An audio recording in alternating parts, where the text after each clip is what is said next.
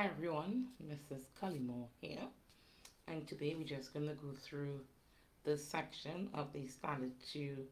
Actually, it's a end of term test paper actually that we're using for the Standard 2 syllabus. So we're going to answer a few questions, right? So, first thing that we always do is read the instructions. In each of the following sentences, fill in the blanks by adding a prefix from the box to the words in brackets. So, what are prefix? What is the prefix? What are prefixes? So, it's a group of words that we add to the beginning of a root word, which normally changes its meaning. So, let's look at the example. So, the example says, the unhappy boy visited the principal. And in brackets, we have happy. So we add on to it. So the unhappy boy visited the principal. Can you see how the on actually changed the meaning of the word? So it's no longer, the boy is no longer happy, now he is unhappy, meaning that he is sad. So the prefix there would be on, un. Now, let's look at the list of the prefixes in the box provided for us. So we have dis, dis, im, im, il, and in. So we have three questions here, or three sentences that we are going to try to see if we can answer. So let's read the first question. It was something to steal the money. And the word at the end we're seeing here is legal. Let's read the sentence again. It was something to steal the money legal. So let's go. Would it be dislegal, illegal, illegal, or illegal? And that's correct. It was illegal. So we're adding our IL prefix to the front of the word, or to the root word. So we have legal.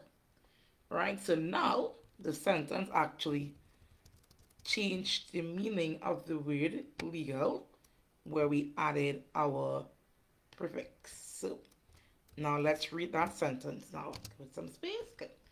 It was illegal to steal the money.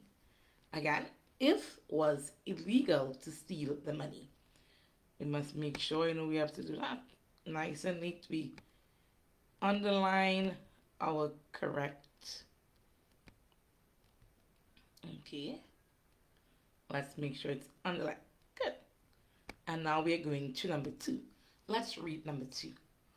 Mark was in something when he saw his results. The word is belief. Let's go again. Mark was in something when he saw his results. Belief. So let's go. Disbelief, unbelief, ill belief, or in belief. Yes, definitely, it's disbelief. I know a couple of you all may be very worried in disbelief when you will actually say your own results. So Mark was in disbelief. So let's put the word. So we have D-I-S and then B-E-L-I-E-F. Here we're seeing one of the rules of the I-E. I before E except after C. One of our spelling rules there. So we have disbelief. So prefix definitely could be this. And let's read them in a new sentence. So Mark was in disbelief when he saw his results. And our third one and final one for our prefix. It is something for us to fly. The word is possible. So the word in the bracket to the end there is possible. It is something for us to fly. Possible. Is it this possible, impossible, ill possible, and impossible? Definitely it is impossible. Impossible. So IMPOSSIBLE. impossible. Right, so let us remember something here. Right, so let's go. Let's fix it first. When you put our answers nice and neat, make sure handwriting is nice and neat. And we go to our word and we underline it. Alright, so we're underlining. Good. And let's read the sentence one more time. So it is impossible for us to fly. It is impossible for us to fly.